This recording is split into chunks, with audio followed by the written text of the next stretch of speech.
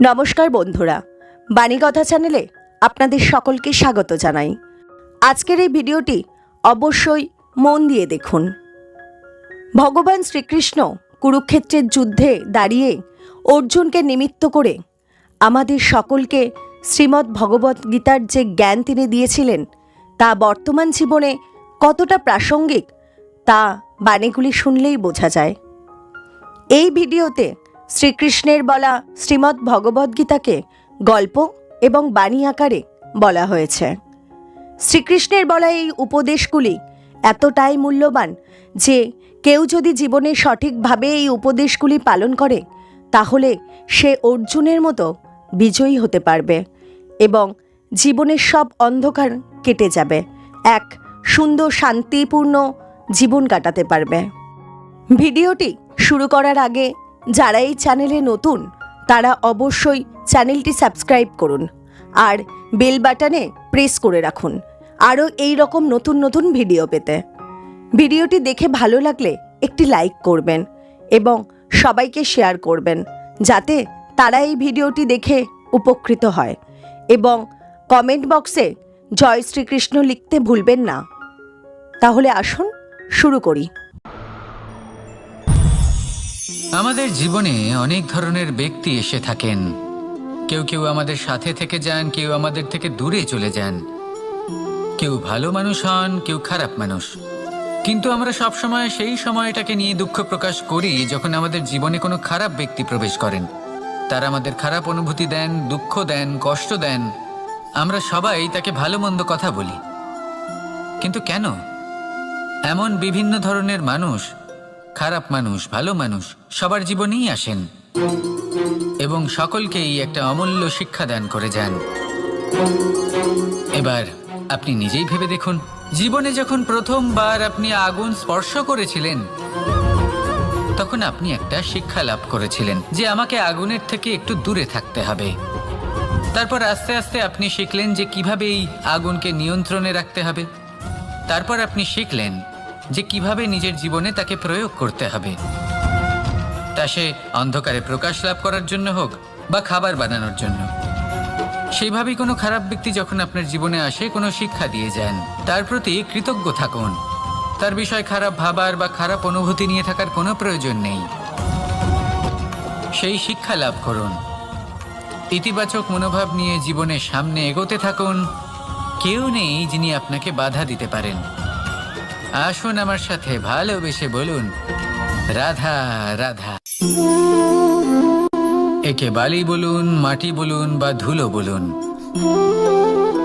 এ দিয়ে কত কিছু করা সম্ভব।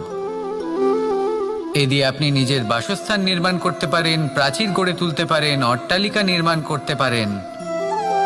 কিন্তু যদি এই বালিকে আপনি মুষ্টিবদ্ধ করে রাখতে চান তাহলে তা হাত থেকে ফসকে যাবে। আপনি কখনোই একে মুষ্টিবদ্ধ করতে পারবেন না। এরকমই হয় আমাদের জীবন, আর এরকমই হয় সময়। এই মুষ্টিবদ্ধ করা বালির মতো। সময়কে আমরা বাধা দিতে পারবো না, আটকেও রাখতে পারবো না। এ হলো প্রবাহমান। জন্ম থেকে মৃত্যু পর্যন্ত এই যে সময়, তা খুবই সীমিত। আর এই সময় আমরা যেটাই করি তার দ্বারাই আমাদের মূল্য নির্ধারিত হয়। আর এই সংসার থেকে চলে যাওয়ার পরেও এই সংসার এই সব কর্মের জন্যই আমাদের মনে রাখে। তাই যদি আপনি এটা ভাবেন যে আজ যে কর্ম করার ছিল আমি না হয় কাল করে নেব, কাল আমার লক্ষ্যে পৌঁছানোর কথা ছিল আমি পরশু পৌঁছবো, না, এই সময় খুব মূল্যবান, একে নষ্ট করবেন না। এই সময়কে সদ্ব্যবহার করুন, মহান হবার পথে অগ্রসর হন। একে যদি মুষ্টিবদ্ধ করে রাখার চেষ্টা করেন এই সময় থেমে থাকবে না। আসুন আমার সাথে ভালোবেসে বলুন, রাধা রাধা। এই সংসারে অনেক অনেক এমন জ্ঞানী আছেন যারা নিজের সমস্ত জীবন জ্ঞান অর্জন করতে অতিবাহিত করেছেন। এই সংসারে এমন কোনো বেদ নেই, কোনো পুরাণ নেই, কোনো শাস্ত্র নেই, কোনো ভাষা নেই যা ওনারা জানেন না। এমন কোনো বিষয় নেই যা নিয়ে ওনারা কোনো বক্তব্য রাখতে পারবেন না। কিন্তু আমরা এই সকল জ্ঞানীকে কি ভালোবাসতে পারি? এনাদের সকলকে সম্মান করতে পারি না। কারণটা কি? দেখুন, বেদ পড়া একটি আলাদা বিষয়, বেদনা বুঝতে পারা অন্য ব্যাপার। এবং বেদনা বোঝার জন্য, সেই জ্ঞান লাভ করার জন্য আপনাকে মন থেকে করুণা এবং প্রেমের সঠিক অর্থ বুঝতে হবে। সামনের ব্যক্তির বেদনা বুঝতে হবে, তার যন্ত্রণাকে বুঝতে হবে।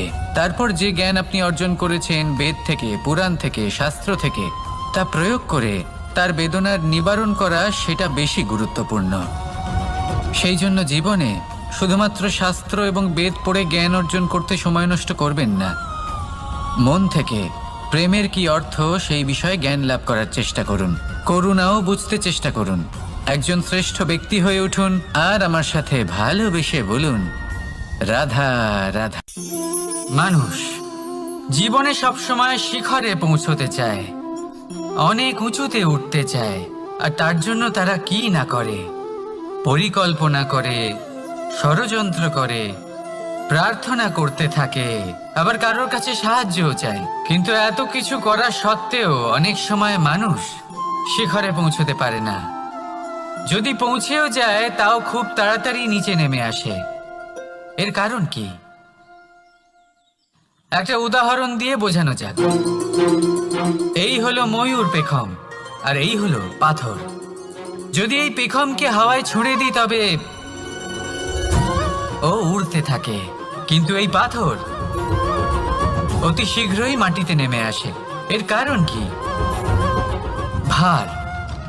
এই পাথর হলো ভারী, আর এই শিক্ষাই আমাদের গ্রহণ করতে হবে।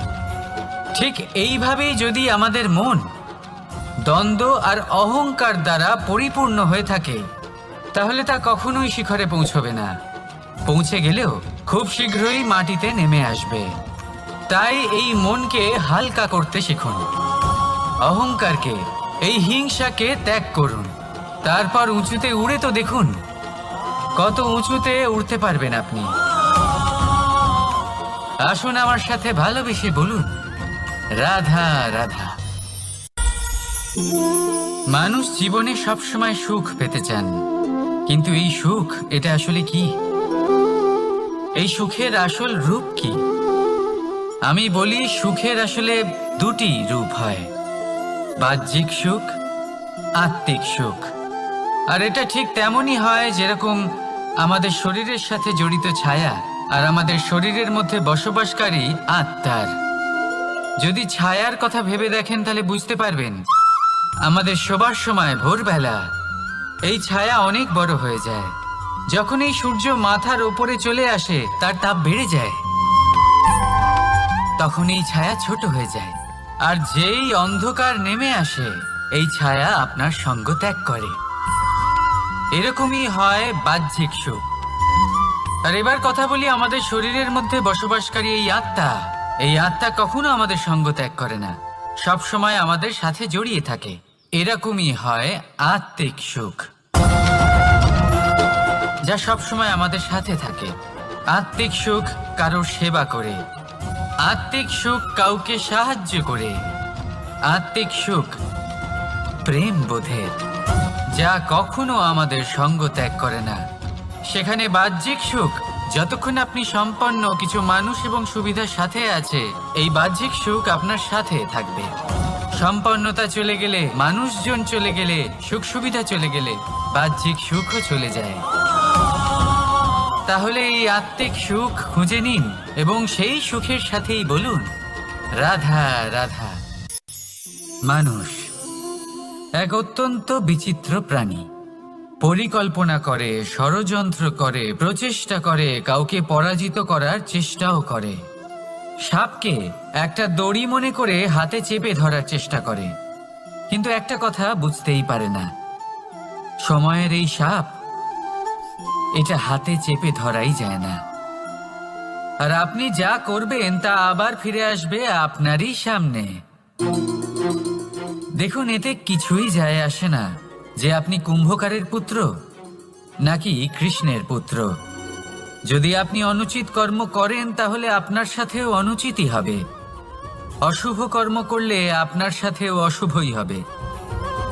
কুরু বংশ, অত্যন্ত মহান বংশ ছিল এই কুরু বংশ। কি হলো তার সাথে? একটা গোটা বংশ বয়ে গেল। কারণ ওনাদের উদ্দেশ্য অশুভ ছিল।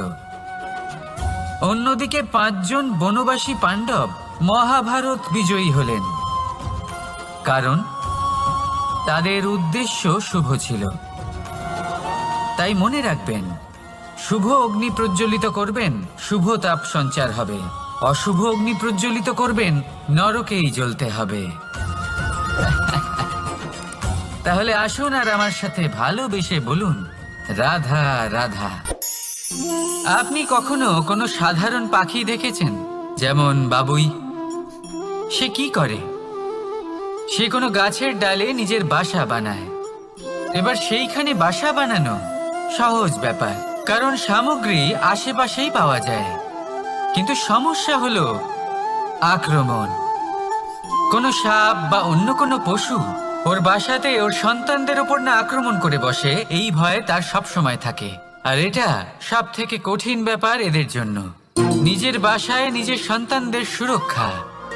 আর বাজ পাখি, যদি আমরা বাজের কথা বলি তাহলে তারা কি করে? বাজ পাখি কোনো উঁচু পাহাড়ের শিখরে, কোনো পাথরের খাঁজে নিজের বাসা তৈরি করে। এবার ওখানে বাসা বানানো একেবারেই সহজ ব্যাপার নয়, কারণ সামগ্রী আশেপাশে পাওয়া যায় না, দূর থেকে নিয়ে আসতে হয়। কিন্তু সেইখানে আক্রমণের ভয়ও কখনোই থাকে না। এইভাবে উচিত রূপে ও নিজের বাসা রক্ষা করতে পারে, নিজের সন্তানদের রক্ষা করতে পারে। এর সারমর্ম হলো এটাই, যদি সমস্যা বড় হয় তাহলে সমাধানও উচ্চমানের হওয়া উচিত। একটা বাজ পাখির মতো ভাবা আরম্ভ করে দিন। জীবনে যে কোনো সমস্যা ছোট মনে হবে। রাধা রাধা। জীবনে এমন কিছু কাজ রয়েছে যা আপনাকে একাই করতে হয়, আর এমন কিছু কাজ রয়েছে যা আপনাকে একসাথে মিলে করতে হয়, একজোট হয়ে, সঙ্গবদ্ধ হয়ে। এবার সঙ্গবদ্ধ বলতে কি বোঝাতে চাইছি? আমি তাদের কথা বলছি না যারা বাস্তবিকভাবে একে অপরের সাথে কাজ করেন। আমি তাদের কথা বলছি যারা একে অপরের থেকে দূরে থেকেও একে অপরকে বিশ্বাস করেন। আমি আগেও বলেছিলাম, সমস্ত বিশ্বের আশা বিশ্বাসেই বসবাস করে, তাই না? তাই যেখানে সমস্ত বিশ্ব আছে, সমস্ত সংসার আছে, সেইখানেই বিশ্বাস রয়েছে। তাই আপনার আশেপাশে এমন দল সঙ্গবদ্ধ করুন যাদের আপনার উপর বিশ্বাস আছে আর যাদেরকে আপনি বিশ্বাস করতে পারেন। তাহলে আসুন আর আমার সাথে ভালোবেসে বলুন, রাধা রাধা। কর্ম, ধর্ম আর কর্তব্য, এই তিনটি একে অপরের সাথে জড়িত।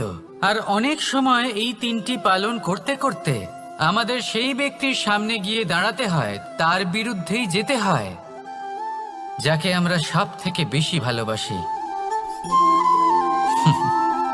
কিন্তু সেইখানে এই যুদ্ধ কোনো ব্যক্তিগত যুদ্ধ থাকে না, এ হলো কর্ম, ধর্ম আর কর্তব্যের যুদ্ধ।